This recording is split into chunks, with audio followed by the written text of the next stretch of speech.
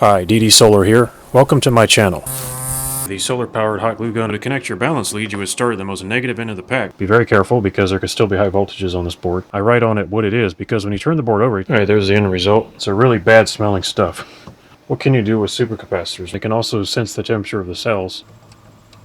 My main solar array is at 65.4 volts. When the sun shines, it runs pretty good. Not the best camera footage, but I'm on the roof of my shed, and I hate wasting washers. Press set again, it's going to go into the next icon. I'm inside my new solar workshop, and one of my favorite uses for this type of cutter. So the type of voltmeter I need is this kind here. That's a huge difference. The inverter has had its fans modified.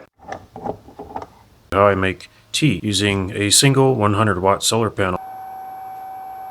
I think this will be a lot quieter. In my opinion, this setup is viable. Can a solar panel drill a hole in wood? It's still running very stable.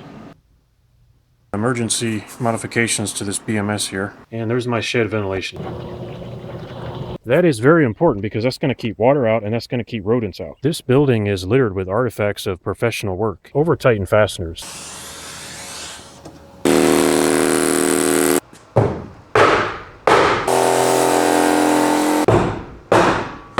Here is a closer look. There's the third corner. I got one more to go. And here's the detail. These are the panels that will be attached to the frame.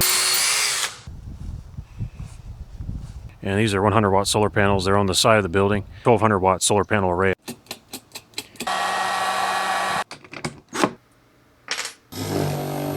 It's 14 by 20 foot. Here's a look at the detail on the end.